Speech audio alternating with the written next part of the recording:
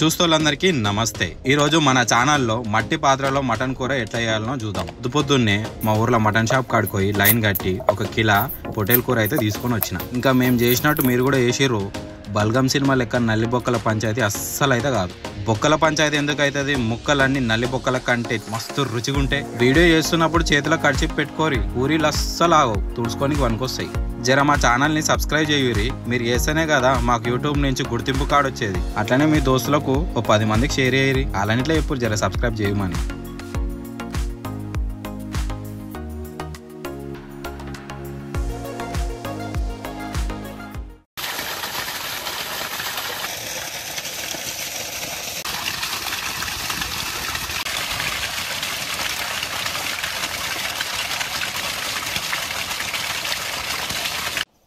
షాప్లోకి వెళ్ళి పెద్ద పీసులే తీసుకొని వచ్చిన. ఎందుకంటే మనము వీడికి వచ్చినాక మనకి ఎంత సైజు కావాలో అంత సైజు కట్ చేసుకుందామని. జర ముక్కని చిన్న కోసినాం అనుకో, మనం మట్టి పాత్రలో వండుతున్నాం కదా, జల్ది ఉడుకుతుంది.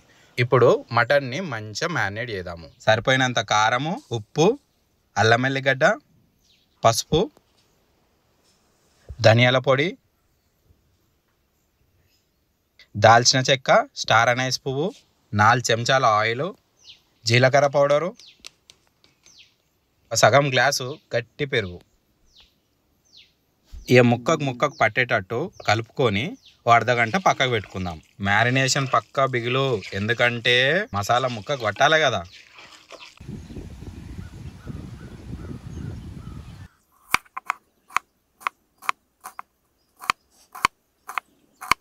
పొయ్యి మీద మట్టి పాత్ర పెట్టుకొని ఒక 4 చెంచాల నూనె పోసుకుందాం. నూనె మంచిగా మరిగినాక దాల్చిన చెక్క, భోజ్వరాకు, ఇలాచీలు, లవంగాలు, 2 పచ్చిమిరపకాయలు, ఇక ఉల్లిగడ్డ వేసుకుందాం. అట్లా ఉల్లిగడ్డ వేసుకున్నాక 2 నిమిషాలు అక్కడిక్కడ తిప్పుకొని అది రంగు మారినాక కరమాకు వేసుకుందాం. దంచిన అల్లం పేస్ట్ వేసుకుందాం. అట్లా ఇవన్నీ 5 నిమిషాలు పొయ్యి మీద వదిలేసి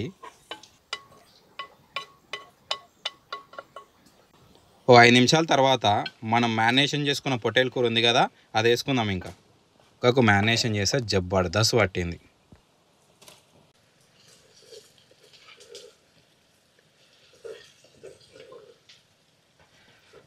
ఇక మూత పెట్టి 15 నిమిషాలు వదిలేద్దాం. ఇక అది మంచిగా ఉడుకుతుంది.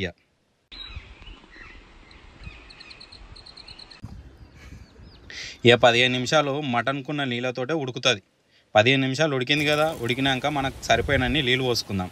నీళ్ళు పోసుకున్న తర్వాత మళ్ళీ ఒక 15 నిమిషాలు వదిలేద్దాం ఉడకని.